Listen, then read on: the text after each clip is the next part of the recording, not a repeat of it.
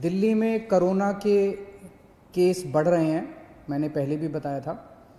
और लेकिन हमें चिंता करने की, घबराने की इसलिए ज़रूरत नहीं है क्योंकि दिल्ली के अंदर हमने आपके इलाज के लिए सफिशेंट इंतज़ाम किया हुआ है। अगर आपके घर में किसी को कोरोना होता है तो हमने इंतज़ाम किया हुआ है कि उसको अस्पताल में बेड मिलेगा।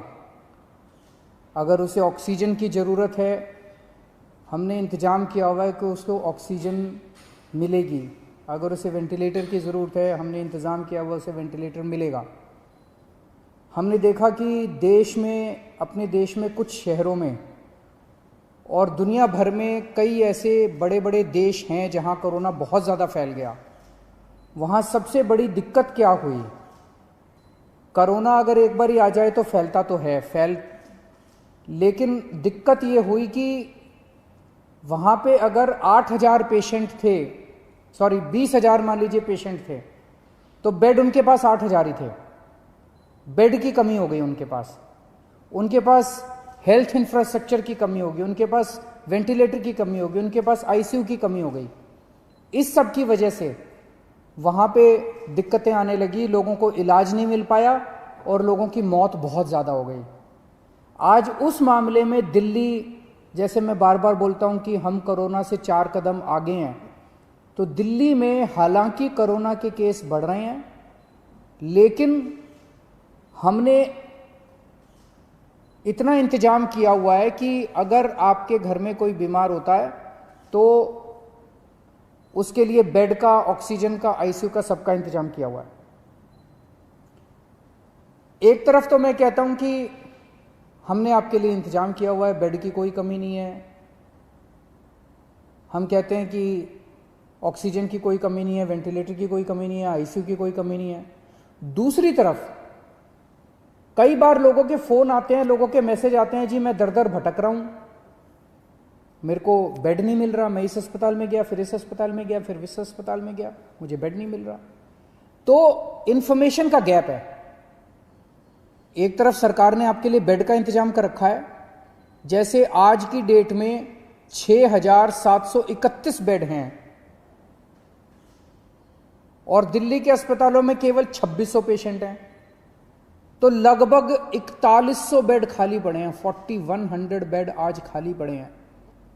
लेकिन जब लोग जा रहे हैं तो उन्हें पता नहीं चलता कि मैं किस अस्पताल में जाऊं, मेरे को किस अस्पताल में बेड मिलेगा, मेरे को किस अस्पताल में ऑक्सीजन मिलेगी, मेरे को किस अस्पताल में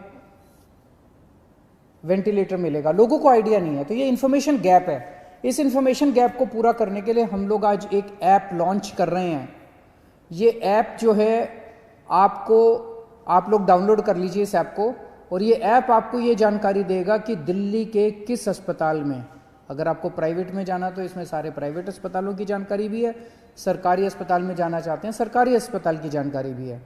ये ऐप आपको बताएगा कि दिल्ली के किस अस्पताल में इस वक्त कितने बेड खाली हैं, कितने बेड भरे हुए हैं। और तो ये एक बार ऐप देख लेते हैं ये कैसे काम करता है। अभी आपके सामने ये दिखाएंगे। जैसे जब आप ऐप डाउनलोड करेंगे तो ये ऐप सामने दिखाया उसने कि टोटल बेड कितने थे। फिर उस पर जब आप क्लिक करते हैं तो ये एक अस्पताल की डिटेल आ रही है। एक अस्पताल के आगे कि कितने बेड खाली हैं, कितने टोटल बेड हैं, कितने बेड भरे हुए हैं। जैसे अभी 6,731 बेड टोटल हैं, उसमें से 2,819 भरे हुए हैं और 3,912 खाली हैं। उसके अंदर ये वेंटिलेटर का आ गया, ये सारे किस अस्पताल में कितने वेंटिलेटर। टोटल 302 वेंटिलेटर है दिल्ली में और 210 खाली हैं, 92 वेंटिलेटर्स अभी भरे हुए हैं। तो ये अगर ऐप डाउनलोड करते हैं तो आपको सारी जानकारी मिलती जाएगी। ये ऐप दिन में 2 बार इसको अपडेट करेंगे, सुबह 10 बजे और शाम को 6 बजे ये ऐप अपडेट किया जाएगा, तो आपको लेटेस्ट स्टेटस पता चलता रहेगा। अगर आप इस ऐप को डाउनलोड करना चाहते हैं तो एक तो गूगल प्ले में जाके आप इस ऐप को डाउनलोड कर सकते हैं। गूगल प्ले में डेली कोरोना इस नाम से आप इसको डाउनलोड कर सकते हैं। दूसरा, आप इसका वेब पेज भी खोल सकते हैं। अगर आपके पास ऐप नहीं है तो इसका एक वेब पेज बनाया गया है, delhifightscorona.in, delhifightscorona.in/beds। इसके ऊपर भी आपको ये सारा बेड्स का स्टेटस मिल जाएगा। अगर ये भी नहीं है तो आप 1031 जो हमारी हेल्पलाइन है, 1031 पे फ़ोन करेंगे तो वो आपको पूरा का पूरा जो बेड्स का स्टेटस है वो आपको SMS के ज़रिए भेज देंगे। और या आप इस नंबर पे, अगर आप व्हाट्सएप नंबर है 8800007722, इस नंबर से भी आप इस ऐप को डाउनलोड कर सकते हैं। आपने ऐप से डाउनलोड कर लिया, आपने ऐप डाउनलोड कर लिया, आपको पता चला कि इस अस्पताल के अंदर इतने बेड खाली हैं। आप उस अस्पताल में गए, ऐप में लिखा है कि इतने बेड खाली हैं, आप उस अस्पताल में गए, अस्पताल ने आपके जाने के बाद आपको एडमिशन देने से मना कर दिया, फिर आप क्या करेंगे? इसका हमने पूरा इंतजाम किया है। आप 1031 पे, वहीं अस्पताल के रिसेप्शन पे बैठ के 1031 पे फ़ोन करना और 1031 पे आप बताना कि मैं अस्पताल में हूँ, ऐप में लिखा हुआ है इसके अस्पताल खाली हैं, ये मुझे एडमिशन नहीं दे रहे।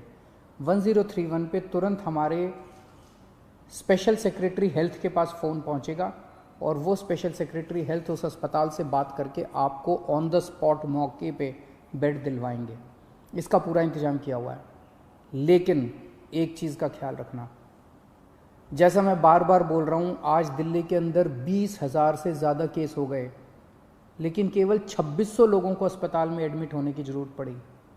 आज की डेट में भी 6-7 हज़ार लोग अपने घरों के अंदर इलाज कर रहे हैं, उनको अस्पताल आने की ज़रूरत नहीं है।